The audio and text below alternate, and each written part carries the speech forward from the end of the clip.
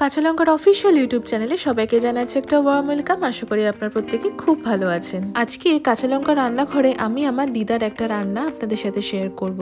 আমার দিদা বড্ড সুন্দর বানাতেন নারকেল সর্ষে দিয়ে ইলিশ মাছ। আসলে ইলিশ মাছের নিজস্ব এত সুন্দর স্বাদ না, খুব বেশি মশলা দিয়ে কষিয়ে রান্না করা কিন্তু প্রয়োজন পড়ে না। হাতে গোনা কিছু উপকরণ দিয়েই অসাধারণ কিছু ইলিশ মাছের রেসিপি আছে, যেমন তারই মধ্যে একটা হলো নারকেল সর্ষে দিয়ে ইলিশ মাছ। চলুন আমার সাথে কাঁচা লঙ্কা রান্নাঘরে আপনাদেরকে প্রথমেই দেখিয়ে নিই নারকেল সর্ষে দিয়ে ইলিশ মাছ বানানোর জন্য কি কি আমাদের উপকরণ লাগছে। নারকেল সর্ষে দিয়ে ইলিশ মাছ বানানোর জন্য প্রথমেই আমি ইলিশ মাছ নিয়েছি। ইলিশ মাছগুলোকে ভালো করে ধুয়ে পরিষ্কার করে নিয়েছি। হাফ কাপ মতো নারকেল কোড়া নিয়েছি। 2 টিস্পুন আমি সাদা বা হলুদ সর্ষে নিয়েছি। 2 টিস্পুন আমি কালো সর্ষে নিয়েছি। 1 টেবিল স্পুন আমি পোস্ত নিয়েছি। আমি কিন্তু বেশ অনেকগুলো কাঁচা লঙ্কা নিয়েছি। কাঁচা লঙ্কাগুলোকে চিড়ে নিয়েছি। এই ধরুন 7 থেকে 8টা কাঁচা লঙ্কা নিয়েছি। 2 টেবিল স্পুন আমি হলুদ গুঁড়ো নিয়েছি। স্বাদ মতন চিনি নিয়েছি। স্বাদ মতন নুন নিয়েছি। ব্যাস, আমাদের উপকরণ কিন্তু ঠিক এই কটাই লাগছে।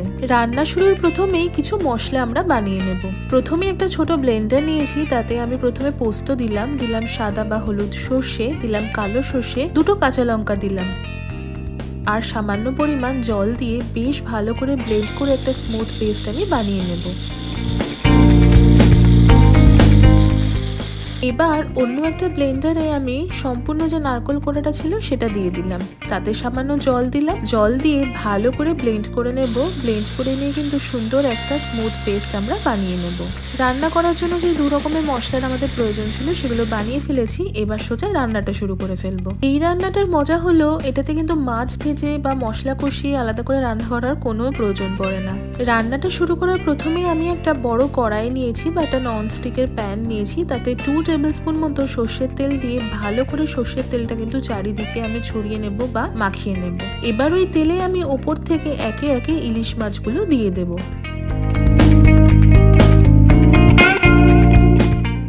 মাছের উপর থেকে আমি হলুদ গুঁড়ো ছড়িয়ে দিলাম আর দিলাম স্বাদ মতন নুন আর শেষে দিলাম চিনি।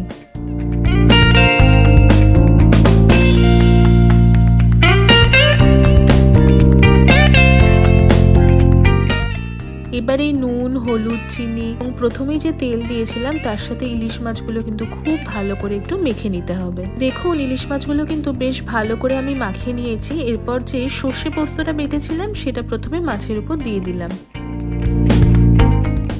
তারপর নারকেল কোড়াটা যেটা বেটে নিয়েছিলাম সেটাও আমি উপর থেকে দিয়ে দিলাম। প্রথমে যে ব্লেন্ডারে আমি সর্ষে পোস্তটা বেটেছিলাম তাতে আমি হাফ কাপ মতো জল দিয়ে ভালো করে মিশিয়ে নিয়ে ওই জলটা মাছের উপর ঢেলে দিলাম। আর নারকেলটা যে ব্লেন্ডারে আমি বেটেছিলাম সেখানেও আমি হাফ কাপ মতো জল দিলাম, দিয়ে ভালো করে মিশিয়ে নিয়ে সেটাও কিন্তু মাছের উপরে ঢেলে দিলাম। মাছের সাথে এবার ভালো করে সবকিছু একটু মিশিয়ে নিচ্ছি। এবার আমি আপনাদের একটা কথা বলি, এই নারকেলটা আমরা যখন বাটলাম তখন আপনারা যদি মনে করেন যে নারকেলটা ছেঁকে নিয়ে শুধুমাত্র নারকেলের দুধটা ব্যবহার করবেন, আপনারা কিন্তু সেটাও করতে পারেন। তাতে এই যে গ্রেভিটা হবে সেটা আরো বেশি ক্রিমি হবে। তবে আমি আমার দিদাকে এইভাবে ছেঁকে রান্না করতে দেখিনি, নারকেল বাটাটাই ব্যবহার করতে দেখেছি। আর আমার সেভাবে খেতেই কিন্তু ভালো লাগে, তাই আমি সেই প্রসেসটাই কিন্তু করছি। ভালো করে সবকিছু মিশিয়ে নেবার পর উপর থেকে বেশ অনেকগুলো চেরা কাঁচা লঙ্কা আমি দিয়ে দিলাম। এই চেরা কাঁচা লঙ্কাটা দিলে কিন্তু ভীষণ সুন্দর একটা ফ্লেভারও আসে। আমি এবার উপর থেকে আরো 1 টেবিল স্পুন মতো সর্ষের তেল ছড়িয়ে দিলাম। দিয়ে এবার গ্যাসের ফ্লেমটা অন করে দিয়ে কড়াইটা কিন্তু বসিয়ে দিলাম। কড়াইটা বসিয়ে দেওয়ার পর হাই ফ্লেমে মিনিট 2 মতন রান্না করে নেবার পর দেখবেন মাছটা কিন্তু ভালো করে ফুটে উঠেছে। তখনই আমি চাপা দিয়ে দিলাম। চাপা দিয়ে গ্যাসের ফ্লেমটাকে আমি একদম লোতে করে দেব। লো ফ্লেমে আমরা 15 থেকে 20 মিনিট ভালো করে কিন্তু চাপা দিয়ে রান্না করে নেব।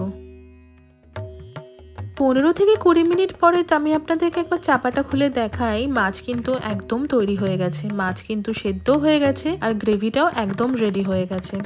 ইলিশ মাছের নিজস্ব একটা স্বাদ বা গন্ধ তো আছেই, তার সাথে কিন্তু নারকেল, পোস্ত, সর্ষে সব মিশিয়ে দুর্দান্ত একটা গন্ধ বেরিয়েছে। এমনিতেই ইলিশ মাছ খুব তাড়াতাড়ি রান্না হয়ে যায় যেহেতু ভীষণই নরম মাছ। রান্নাটা কিন্তু ভীষণই সিম্পল, আপনারা বুঝতেই পাচ্ছেন। আমাদের কিন্তু নারকেল সর্ষে দিয়ে ইলিশ মাছ একদম তৈরি হয়ে গেল। গ্যাসের ফ্লেমটা আমি অফ করে দিলাম আর আমি সার্ভ করছি গরম গরম নারকেল সর্ষে ইলিশ। ওপর থেকে আমি সামান্য একটু নারকেল কোড়া দিয়ে একটু গার্নিশ করে নিলাম। গরম গরম ভাতের সাথে এই নারকেল সর্ষে ইলিশ খেতে কিন্তু ভীষণ ভালো লাগে। রেসিপিটা ভীষণ সিম্পল, বাড়িতে কিন্তু অনায়াসে ট্রাই করতে পারেন। বাড়িতে যদি আপনারা ট্রাই করে থাকেন আমাদের কিন্তু কমেন্ট সেকশনে অবশ্যই জানাবেন। আর আজকের এই রেসিপিটা আপনাদের কেমন লাগলো সেটাও কিন্তু কমেন্ট সেকশনে জানাতে একদম ভুলবেন না। আপনাদের কমেন্ট পেতে এবং পড়তে আমাদের ভীষণ ভালো লাগে।